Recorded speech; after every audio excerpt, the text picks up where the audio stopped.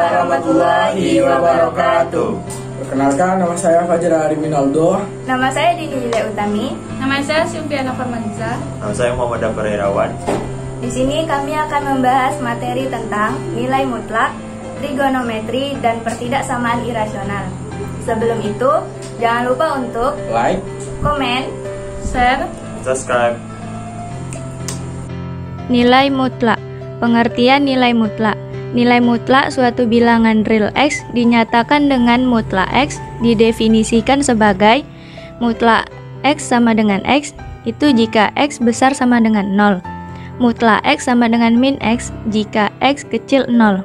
Nah, contohnya itu mutlak 5 sama dengan 5. Mutlak min 5 sama dengan 5. Mutlak A sama dengan A jika A besar sama dengan 0. Mutlak A sama dengan min A itu jika A kecil 0. Nilai mutlak fx per gx sama dengan A. Syarat gx tidak sama dengan 0. Mutlak fx sama dengan A dikali mutlak gx. Mutlak fx sama dengan mutlak A kali gx. Fx kuadrat dikurang A kali gx kuadrat itu kita ubah menjadi fx kuadrat dikurang A kali gx kuadrat sama dengan 0. Di sini kita akan memfaktorkannya, yaitu menjadi A kuadrat dikurang B kuadrat sama dengan A tambah B dikali A kurang B. Nah, di sini A tambah B-nya yaitu fx ditambah A kali gx dikali A kurang B, berarti di sini fx dikurang A kali gx sama dengan 0. Contoh soal, jika himpunan penyelesaian persamaan nilai mutlak 1 kurang 5x per 4x kurang 5 sama dengan 2 adalah x1 dan x2. Tentukan nilai dari 13x1, x2 kurang 30. Sebelum masuk ke pembahasan, di sini kita menggunakan salah satu cara mencari nilai mutlak dengan cara mengkuadratkan di kedua sisi. Nilai mutlak 1 kurang 5x per 4x kurang 5 sama dengan 2. Di sini 4x kurang 5 itu kita pindah ruaskan ke kanan menjadi mutlak 1 kurang 5x sama dengan 2 dikali mutlak 4x kurang 5. Lalu 2 di sini kita kalikan dengan 4x kurang 5. Jadi hasilnya itu adalah 8x kurang 10. Maka dapat persamaan mutlak 1 kurang 5x sama dengan mutlak 8x kurang 10. Setelah itu, di sini ada salah satu sifat nilai mutlak. Jika nilai mutlak kita kuadratkan, maka mutlaknya kita bisa hilangkan.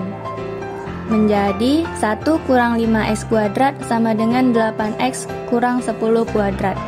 Nah, di sini 8x kurang 10 kuadrat itu kita pindah ruaskan ke kiri, itu menjadi 1 kurang 5x kuadrat dikurang 8x kurang 10 kuadrat sama dengan 0.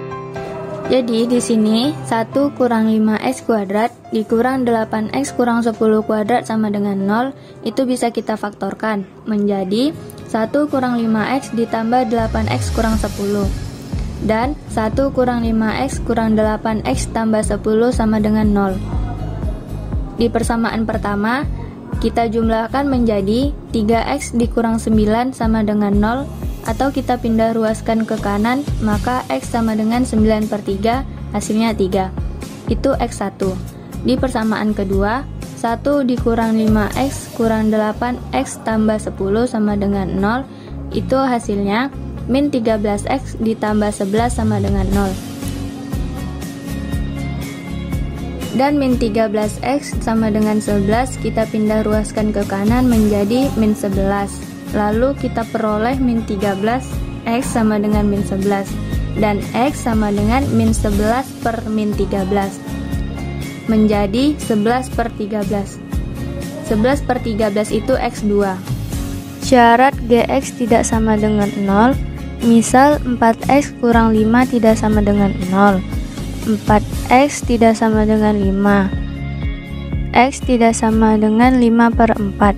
Karena di kedua X tidak ada 5 per 4, maka kedua X berlaku.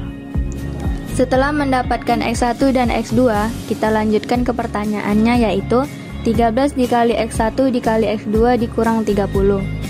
Setelah itu kita masukkan X1 dan X2-nya, menjadi 13 dikali 3 dikali 11 per 13 dikurang 30. Di sini 13-nya kita coret, menjadi 3 dikali 11 kurang 30. 3 kali 11 33 dikurang 30. Maka 33 dikurang 30 hasilnya adalah 3. Pertidaksamaan irasional. Pertidaksamaan irasional atau pertidaksamaan bentuk akar adalah pertidaksamaan yang memuat fungsi irasional atau bentuk akar. Di sini cara menyelesaikannya yaitu ada langkah-langkahnya. Yang pertama, jika keduanya positif, maka pertama kita kuadratkan terlebih dahulu. Setelah itu, syarat akar harus besar sama dengan 0. Setelah dapat syarat akarnya, maka kita iriskan. Yang kedua, jika salah satunya negatif, maka syarat tanda akarnya besar sama dengan 0. Yang ketiga, jika tidak jelas negatif atau positifnya, maka kita gunakan cara umum atau bentuk umum. Yang pertama itu, akar fx besar dari gx. Nah, jadi di syarat yang pertama tadi, syarat akar besar sama dengan 0. Itu kita turunkan, fx besar sama dengan 0, gx besar sama dengan 0. Setelah itu, kita pindah ruaskan menjadi fx besar dari g kuadrat x. Yang kedua, fx besar sama dengan 0, gx kecil sama dengan 0. Setelah itu kita iriskan. Sudah dapat hasil irisannya, maka kita iriskan irisan 1 dengan hasil irisan 2. Maka dapat hasilnya, maka di situ dapat hasil himpunan penyelesaiannya. Yang kedua yaitu akar fx kecil dari gx. Nah, kita turunin menjadi fx besar sama dengan 0, gx besar sama dengan 0. Setelah itu kita pindah ruaskan menjadi fx kecil g kuadrat x. Sudah dapat hasilnya, setelah itu kita iriskan. Maka di situ kita dapat menentukan hasil himpunan penyelesaiannya. Cara menentukan irasional dan bukan irasional. Yang pertama, akar 4x besar 0 sama dengan akar 4 akar x. Akar 4 sama dengan 2, akar x tetap akar x. Itu termasuk irasional. Yang kedua, akar 4x kuadrat besar 0 sama dengan akar 4 akar x sama dengan 2x. Itu termasuk bukan irasional. Yang ketiga, akar 2x ditambah 5 besar 0 itu termasuk bukan irasional. Yang keempat, akar x kuadrat ditambah 2x ditambah 1 besar 0 sama dengan akar x tambah 1. Kita buang akarnya menjadi x tambah 1. Itu termasuk bukan irasional. Cara pertama yang kita lakukan untuk mencari pertidaksamaan irasional yaitu dengan menghilangkan akar dari akar 14 kurang x dengan cara mengkuadratkan kedua sisinya. Jadi, di sini akar 14 kurang x kecil dari x kurang 2 kuadrat. Lalu, akar 14 kurang x kuadrat itu sama dengan 14 kurang x. Karena jika akar dikuadratkan, maka akar tersebut akan hilang. Maka setelah hilang menjadi 14 kurang x kecil dari x kurang 2 kuadrat. X kuadrat di sini kita jabarkan menjadi x kuadrat dikurang 4x ditambah 4. Lalu 14 dikurang x kecil x kuadrat dikurang 4x ditambah 4. Kita pindah ruaskan ke kiri menjadi 14 kurang x dikurang x kuadrat ditambah 4x dikurang 4 kecil 0. Setelah itu kita jumlahkan menjadi min x kuadrat ditambah 3x ditambah 10 kecil 0.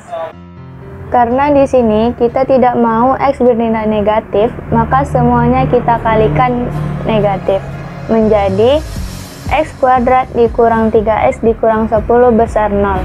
Lalu kita faktorkan menjadi x kurang 5 dan x tambah 2. Maka kita dapat x1 nya sama dengan 5, x2 nya sama dengan min 2. Lalu kita tes ke titik uji. Setelah kita tes ke titik uji, kita misalkan X itu sama dengan 0. Maka kita substitusikan ke persamaan X kuadrat dikurang 3X kurang 10 besar 0, maka 0 kuadrat dikurang 3 dikali 0 dikurang 10 besar 0. 0 kurang 0 dikurang 10 besar 0. Jadi min 10 besar 0. Maka X sama dengan 0 bernilai negatif, maka dari itu X kecil min 2 bernilai positif, dan X besar sama dengan 5 bernilai positif. Lanjut ke syarat kedua, yaitu X dikurang 2 besar sama dengan 0, maka X besar sama dengan 2. Setelah itu, kita masukkan syarat akarnya. 14 dikurang X besar sama dengan 0. Kita pindah ruaskan 14 ke kanan menjadi min X besar min 14. Cara menghilangkan negatifnya itu dengan cara mengalihkan negatif menjadi X kecil sama dengan 14. Setelah itu kita iriskan, lalu kita masukkan nilai X yang sudah kita dapat. Kita lihat mana yang paling banyak yang diarsir. Dan di sini yang paling banyak diarsir yaitu 5 kecil X kecil dari 14. Dan itulah himpunan penyelesaiannya. Trigonometri. Trigonometri adalah cabang dalam ilmu matematika yang mempelajari hubungan antara panjang dan sudut pada segitiga. Dan di sini ada terdapat rumusnya, yaitu sin sama dengan depan per miring, tan sama dengan depan per samping, cos sama dengan samping per miring, cosec sama dengan miring per depan, sec sama dengan miring per samping, dan kotan sama dengan samping per depan. Dan di sini ada sudut berelasi, yaitu sebuah lingkaran dibagi menjadi 4 kuadran. Ada kuadran 1, kuadran 2, kuadran 3, dan kuadran 4. Kuadran 1 dimulai dari 0 derajat sampai 90 derajat dan semuanya harus positif. Di kuadran 2 dari 90 derajat sampai 180 derajat, di situ sin dan koseknya yang positif. Dan di kuadran 3 dari 180 derajat sampai 270 derajat, di situ tan dan kotannya yang positif. Dan di kuadran keempat, dari 270 derajat sampai 360 derajat, di situ sec dan cosnya yang positif. Cara pertama yaitu mencari triple Pythagoras. Dan di sini sec alfa sama dengan 10/8. Di mana sec memiliki rumus yaitu miring per samping. Karena di sini sudah diketahui miring dan sampingnya, maka kita akan mencari depannya dengan cara depan sama dengan akar miring kuadrat dikurang samping kuadrat sama dengan akar 10 kuadrat dikurang 8 kuadrat sama dengan akar 100 dikurang 64. Akar 100 dikurang 64 sama dengan akar 36. Akar dari 36 yaitu 6. Jadi sudah dapat depannya yaitu 6. Lanjut ke kuadran 2, di mana sudah diketahui yaitu sin beta sama dengan 5/13. Rumus sin yaitu depan per miring. Untuk mencari samping, kita gunakan rumus samping sama dengan akar miring kuadrat dikurang depan kuadrat sama dengan akar 13 kuadrat dikurang 5 kuadrat. Akar 13 kuadrat kurang 5 kuadrat yaitu akar 169 dikurang 25. Hasilnya akar 144. Akar dari 144 yaitu 12. Jadi kita sudah dapat sampingnya yaitu 12. Lalu kita masuk ke soal yaitu kotan alfa ditambah tan beta dibagi cos alfa ditambah cosec beta. Kotan alfa itu sama dengan samping per depan, di mana kita dapat hasil kotan alfa itu sama dengan min 8/6. Mengapa di sini kotan alfa bernilai negatif? Karena alfa itu berada di kuadran keempat. Nah, di mana hanya sec dan cos yang hanya bernilai positif. Selain itu bernilai negatif. Lanjut ke tan beta, di mana depan per samping sama dengan min 5 dibagi 12.